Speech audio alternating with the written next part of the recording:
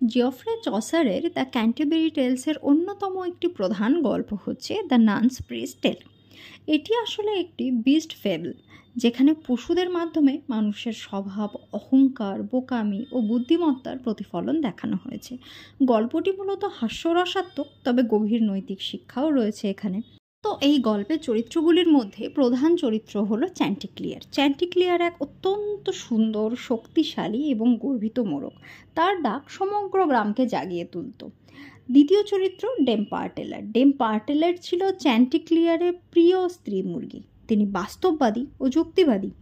তৃতীয় নম্বর Renard. Renard হচ্ছে এক চতুর ও ধূর্ত শিয়াল, যে প্রশংসা ও ফাঁদ ব্যবহার করে চ্যান্টিক্লিয়ারকেই ধরতে চায়। এবং সবশেষে আসছে বিধবা ও তার দুই মেয়ে। তারা খুবই দরিদ্র এবং তাদের খামারেই মূলত মোরগ মুরগিগুলো বাস করতেন। তারা খুব সহজ সরল জীবনযাপন করতেন। তো গল্পটা এভাবেই শুরু হচ্ছে যে এক সময় একটা গ্রামে এক খুব গরিব বিধবা বাস করতেন। তার খুবই সামান্য জমি ছিল, আর ছিল দু একটা গরু, কিছু মুরগি। তিনিও তার দুই মেয়ে অল্পেই সন্তুষ্ট থেকে দিন কাটাতেন। তাদের জীবনযাপন ছিল খুবই সাধারণ কিন্তু শান্ত। সেই মুরগিগুলির মধ্যে ছিল এক আশ্চর্য সুন্দর মোরগ। তার নামই ছিল চ্যান্টিক্লিয়ার। সোনালি পালক, লাল ছুটি, ডানার ঝলক, যেন একেবারে রাজা। প্রতিদিন ভোরবেলায় তার কণ্ঠস্বরে মূলত গ্রাম জেগে উঠত। চ্যান্টিক্লিয়ারের অনেক স্ত্রী মুরগি ছিল, তবে তাদের মধ্যে সবথেকে প্রিয় ছিল পার্টেলেট। সুন্দরী, বুদ্ধিমতী আর স্বামীর প্রতি ছিল ভীষণ টান।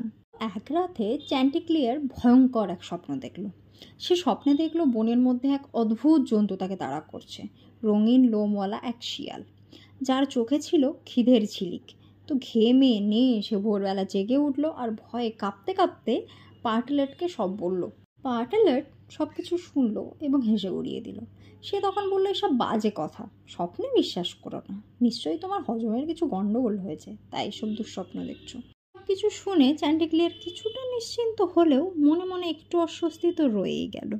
এরপর একদিন সত্যি সত্যিই এক ধূর্ত শিয়াল চুপি চুপি খামারে ঢুকলো। সেই শিয়ালের নামই হচ্ছে রেনার্ড। চতুর শিয়ালটি মোরগকে ফাঁদে ফেলতে তখন চাটুকারিতার আশ্রয় নিল। সে তাকে বলল, আহ, তোমার কণ্ঠস্বর যে কি অপূর্ব! রাজাদের দরবারেও এত মধুর কণ্ঠস্বর শোনা যায় না। আজ আমাকে একটুখানি গান শোনাও না, তোমার সুর শুনে মনটা ভরে যাক। শিয়ালের মিষ্টি কথায় ভেসে গেল চ্যান্টিক্লিয়ার।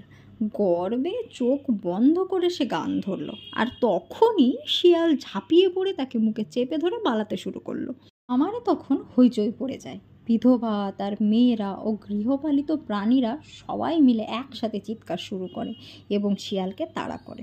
এদিকে নিজের প্রাণ বাঁচানোর জন্য চ্যান্টিক্লিয়ার তখন বুদ্ধি খাটায়। সে শিয়ালকে বলে, ওই যারা আমার পেছনে তাড়া করছে, তুমি তাদের উদ্দেশ্যে একটু কিছু বলো তো দেখি, তারা তোমাকে একটু ভয় পায় কিনা। রেনার্ড তখন মুখ খুলে গর্জন করতে গেল, আর তখনই চ্যান্টিক্লিয়ার দ্রুত পালিয়ে গাছে উঠে গেল। সব কিছু দেখার পর এবং বোঝার পর রেনার্ড তখন আবার চ্যান্টিক্লিয়ারকে নামানোর চেষ্টা করলো। সে তখন তাকে বলল, এসো আমরা বন্ধু হই। কিন্তু চ্যান্টিক্লিয়ার এবার আর বোকা হয় না, সে উঁচু গাছেই নিরাপদে থেকে যায়। তো গল্পের মোরালস এই যে চাটুকারিতায় কখনো প্রলুব্ধ হওয়া উচিত নয়, কারণ প্রশংসা সবসময় সত্যি হয় না। আর অতিরিক্ত অহংকার বিপদ ডেকে আনে, কারণ চ্যান্টিক্লিয়ারের গর্বই কিন্তু তাকে ফাঁদে ফেলেছিল। তৃতীয় নম্বরে আমরা এটা বলতে পারি যে বুদ্ধি ও উপস্থিত বুদ্ধি জীবন রক্ষা করতে পারে, কারণ শেষ পর্যন্ত চ্যান্টিক্লিয়ার নিজের বুদ্ধি খাটিয়েই কিন্তু বেঁচেছিল। এবং লাস্টলি আমরা এটা বলতে পারি যে এই গল্পে হাস্যরস ও বিদ্রূপ দুটিই প্রকাশ পেয়েছে, কারণ একটি ছোট্ট খামারের কাহিনীকে মহাকাব্যের মতো ভঙ্গিতে বর্ণনা করে চসার কিন্তু এখানে হাস্যরসই তৈরি করেছেন।